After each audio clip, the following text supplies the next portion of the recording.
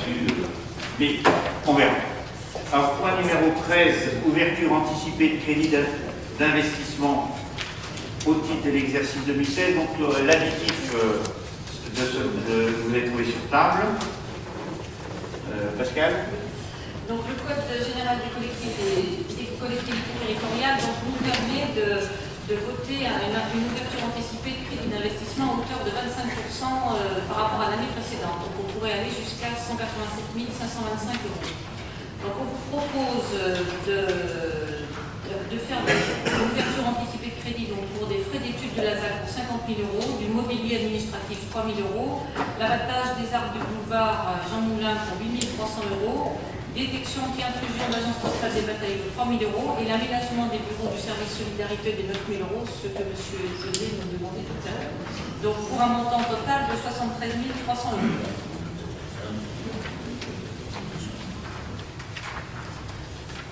Des questions, des abstentions, des oppositions? Je vous remercie. Nous passons au point 14, coefficient de taxation pour le calcul des droits à la réduction de TVA. On va demander à notre collègue de nous faire un raccourci. Je pense que c'est la deuxième année.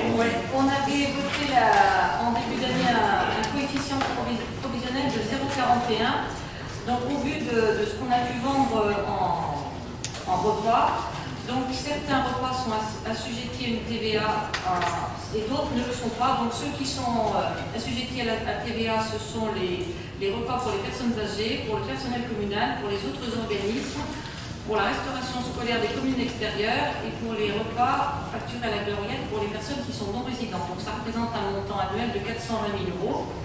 Les recettes qui ne sont pas assujetties à la TVA, c'est la gloriette, le restaurant scolaire 10 heures et la subvention pour la distribution du lait, donc ce qui représente 671 000 euros. Donc au vu de ces deux résultats, le coefficient définitif à appliquer est de 0,38%, parce que les recettes assujetties se sont élevées à 38% de l'ensemble des recettes de 2015. Voilà. Donc tous les ans, on vote un coefficient provisoire et après le définitif en fin d'année quand on a tous les résultats. Voilà. Des oppositions, des abstentions? Je vous remercie. Alors, nous laissons le 15 pour l'instant. Nous allons aller sur les informations sur l'ouverture de l'agence postale des bataillons. Jean-Michel. Donc, vous avez tous eu un document par rapport à l'envoi sur le conseil municipal. Donc là, vous avez les différentes informations quant à l'ouverture de l'agence postale. Donc, je ne vais pas refaire, comme j'ai fait la commission, de relire l'intégralité des obligations des deux parties, à savoir la commune d'Isère et de la Poste. Je vous propose d'ouvrir directement la deuxième page.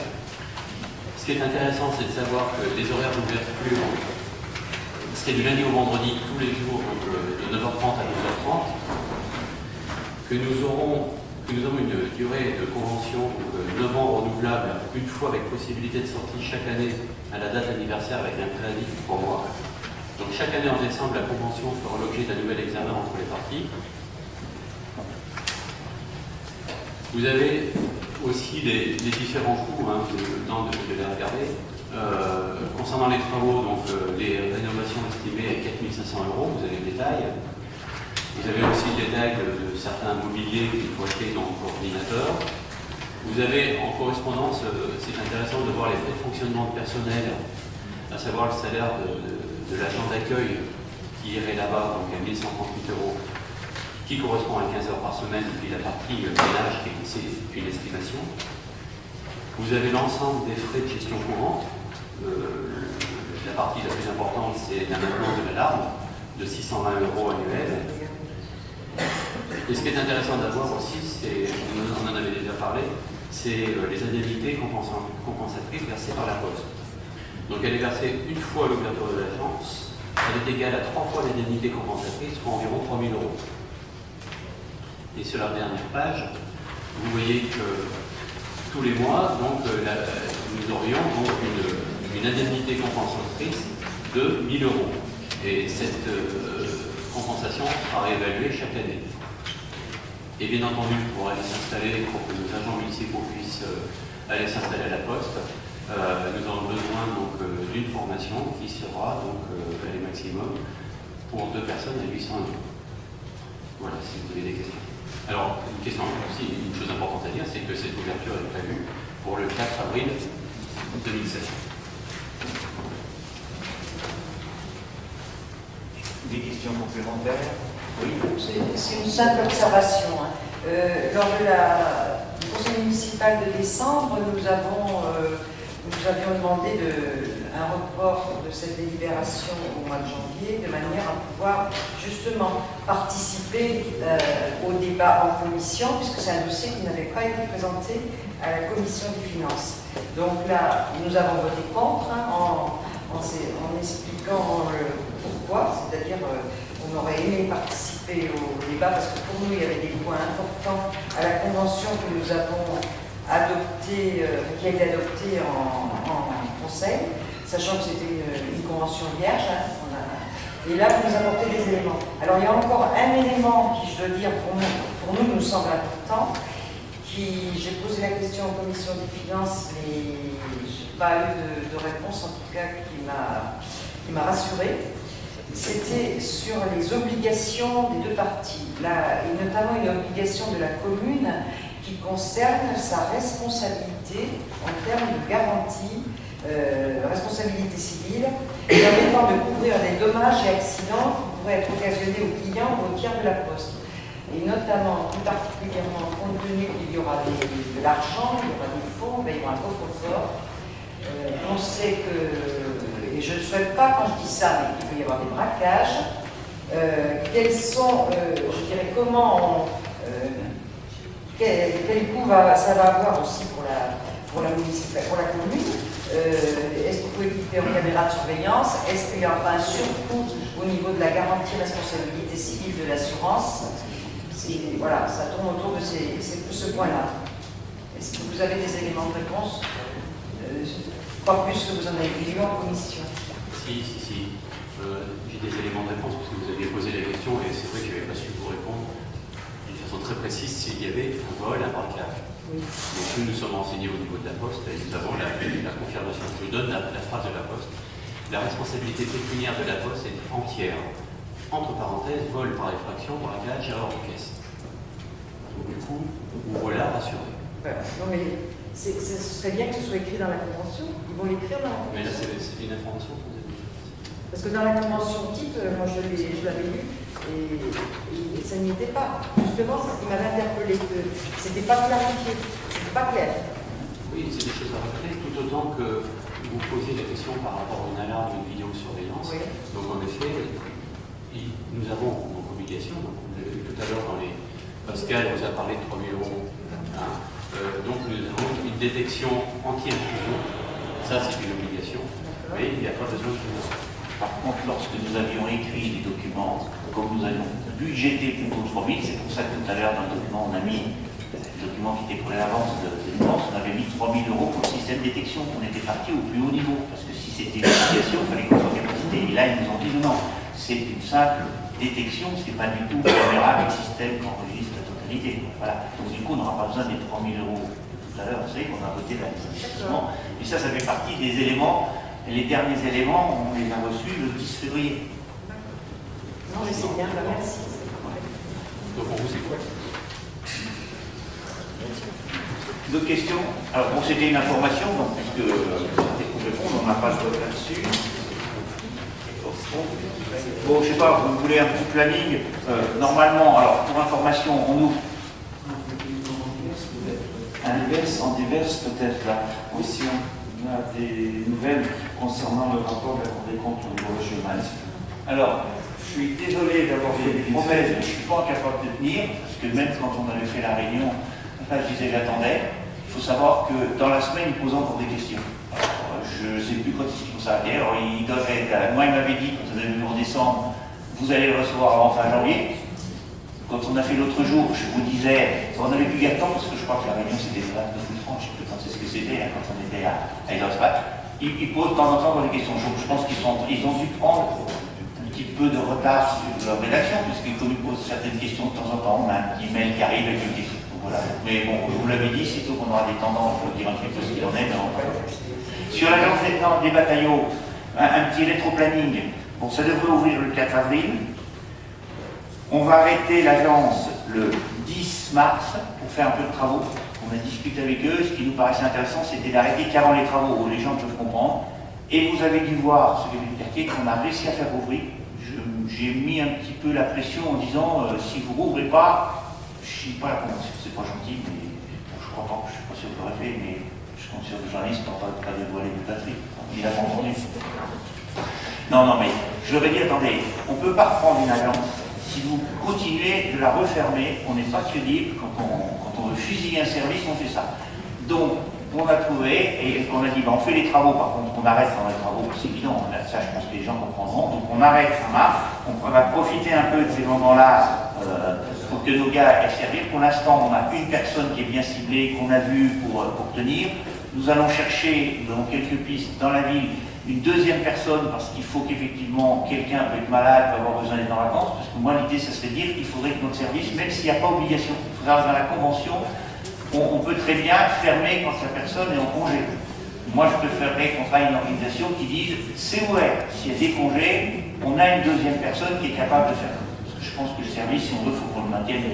Voilà. Et si on ne faisait pas, alors si vous me dites pourquoi oui, c'est que si on ne faisait pas là, on savait que la Poste, je sentais bien qu'ils n'étaient pas prêts à ouvrir très longtemps, parce qu'ils commencent à être de plus en plus coincés. Alors moi, j'ai dit attendez, on synchronise les travaux, l'ouverture, donc normalement, et je compte sur les gens du quartier si je le loupe, c'est avant le 10 mars, alors on va bientôt y être, mais ils ferment de nous le dire parce que théoriquement ils sont engagés à garder leur présence au rythme qu'ils font à l'heure actuelle. Bon, c'est 3 fois par 5 mois. Donc du coup, le 3 et 4 mars, il va y avoir des choses qui s'enlèvent, la formation, travaux de réflexion pour la ville du 7 au 25, donc tout mars ça va être fermé en gros, tout mars va être fermé, parce que nous on fait nos travaux, puis après eux ils viennent installer la banque, puisqu'eux mettent banque, coffre, enfin je veux dire tous les volets très spécifiques à la Poste.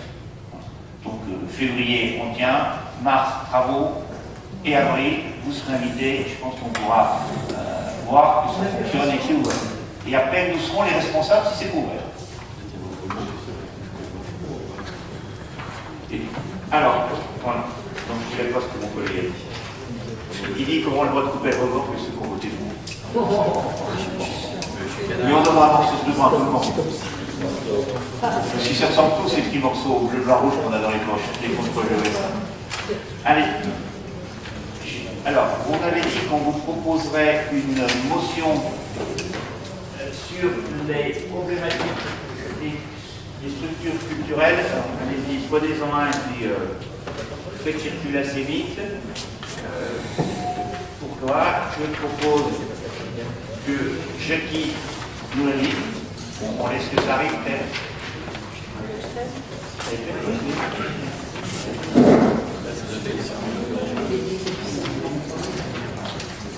Pendant les vacances. Je fais le son.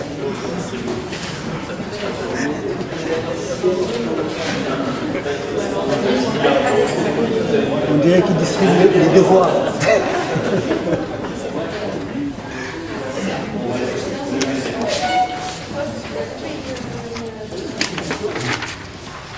C'est bien, c'est le devoir.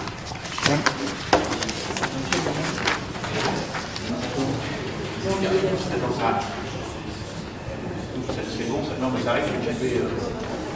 C'est bon, tout le monde a tout au moins une sur deux.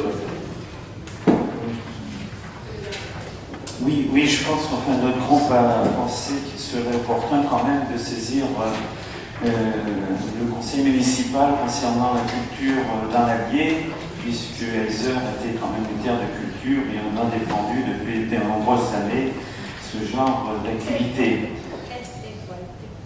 Oui, mais je sais pas, j'ai pas écouté ce que tu as dit, excuse-moi. Tu as dit tête de culture. Je peux reprendre alors, vas-y, d'accord, ok. Non, mais j'accepte.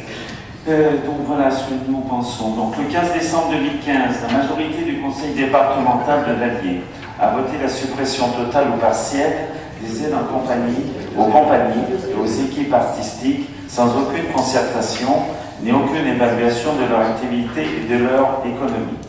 Cette mesure très grave pour ce qu'ils expriment du rapport aux artistes met en péril leur activité et leur présence sur l'Allier.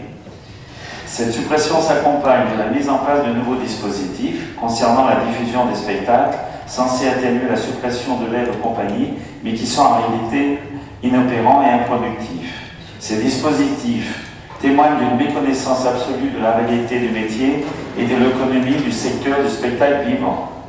Du jour au lendemain, les professionnels de la culture se voient donc retirer des dispositifs qui, bien que modestes, leur permettaient de faire travailler à l'année sur tout le territoire.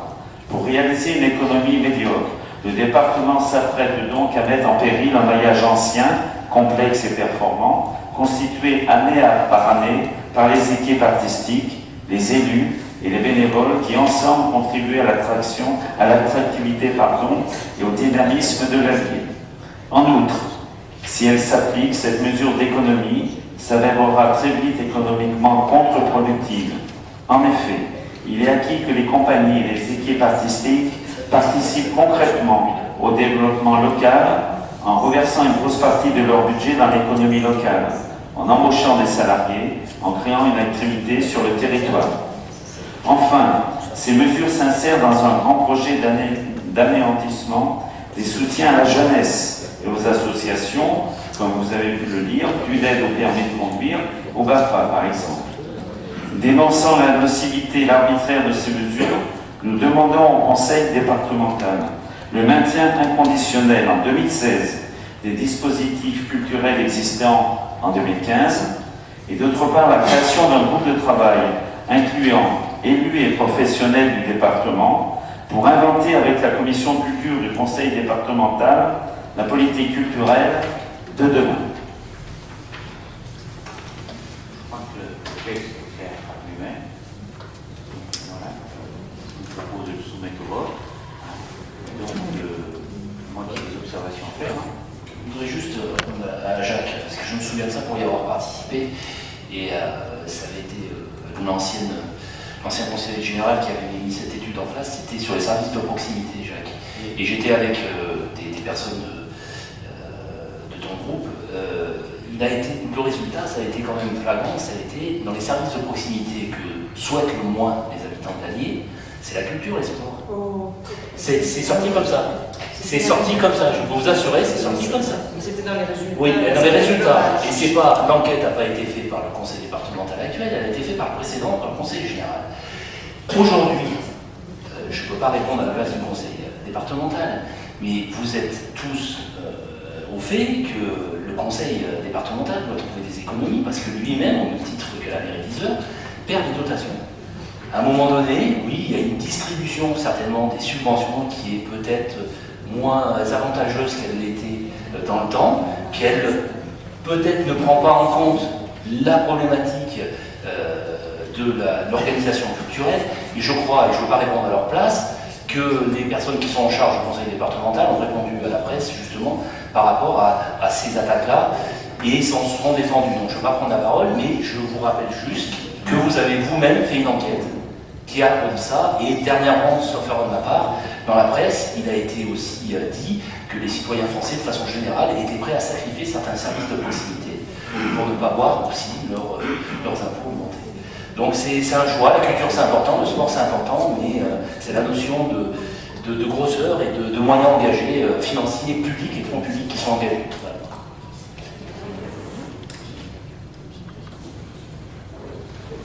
Je ne vais pas répondre, on ne va pas l'éterniser, mais on y reviendra tout à l'heure. Effectivement, tu as raison. Pardon, je t'ai coupé la parole. Oui, tu as raison, mais tout est basé évidemment sur les budgets et les dotations en moins au niveau de l'État. Mais on en reparlera tout à l'heure si tu veux. Donc, j'ajoute juste, c'est pour ça que nous, le groupe de droite, on s'abstiendra. Quelqu'un qui appuie, pour appuyer.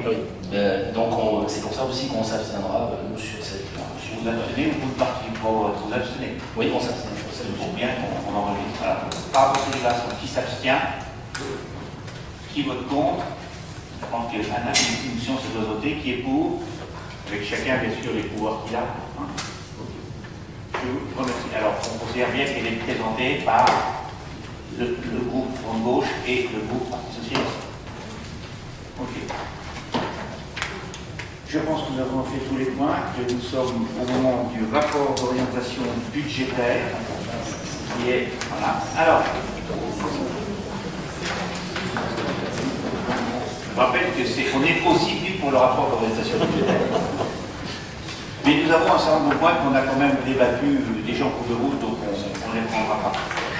Alors, sur le rapport d'orientation budgétaire, je rappellerai simplement que pour les communes de 10 000 habitants simplement, il est obligatoire uniquement pour les communes de plus de 10 000 habitants. C'est-à-dire que cet exercice auquel on va se livrer ce soir n'est pas fait dans les communes de moins de 10 000.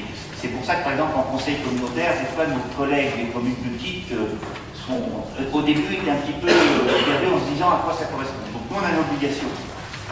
On doit tenir dans les 2 mois qui est avant le conseil municipal. C'est l'occasion de vous le donner. Le conseil municipal devrait être le 7 ou le 8 avril. Très certainement le 7, mais vous savez, on attend toujours d'avoir la certitude, là c'est en train de se décanter, de ne pas avoir de conseil communautaire au bureau. Donc maintenant on va faire ça, on va se donner le jeudi ou le vendredi, comme ça si par hasard il y a une réunion communautaire, là il n'y en a pas de prévu, je pense. Le vendredi on bascule le jeudi, parce que vous savez, après le timing des semaines est un peu compliqué. Donc on sera le 7 ou le 8, c'est la semaine française. Il y a une nouveauté, c'est ça que je voulais dire par rapport à ça. Vous savez que la loi NOTRe du 7 août 2015 et une circulaire préfectorale du 8 décembre précisent les éléments qui doivent obligatoirement figurer dans le rapport. Donc je ne vais pas vous les lire, là vous les avez vous, mais c'est pour ça que nous avons donc du coup, au vu de ces faits, le rapport a été modifié dans ses formes, un peu en partie par rapport à l'année précédente.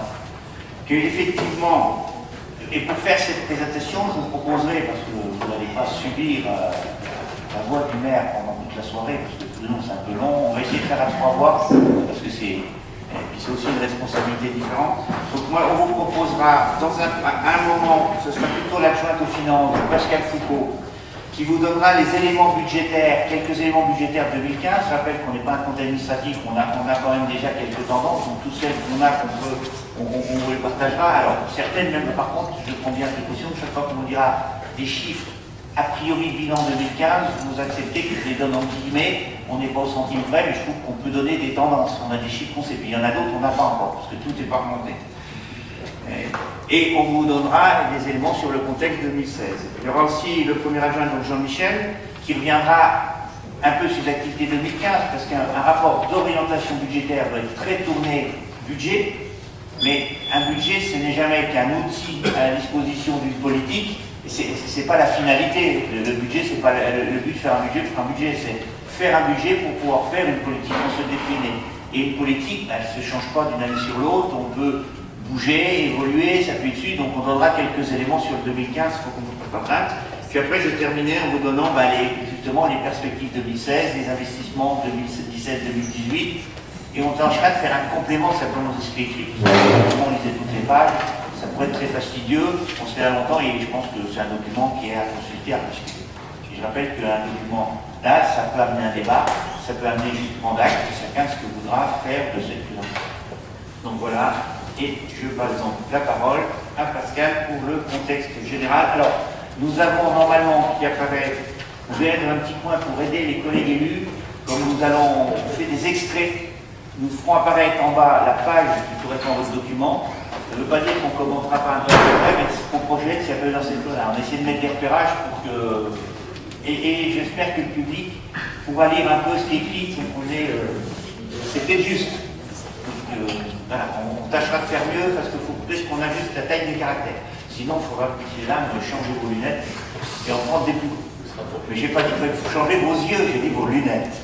Voilà. Allez, alors, vas-y Pascal. Alors, la loi de finances 2016 donc, nous dit que les valeurs locatives qui servent à la base de calcul pour les taxes d'habitation va être revalorisée de 1% en 2016, que nous toucherons toujours les 50 € par élève pour les TAP, que le TVA devrait augmenter grâce à l'élargissement de l'assiette des dépenses éligibles, et puis l'évolution de la dotation forfaitaire, donc on en parle beaucoup, on a les pleines pages du journal de la montagne en ce moment.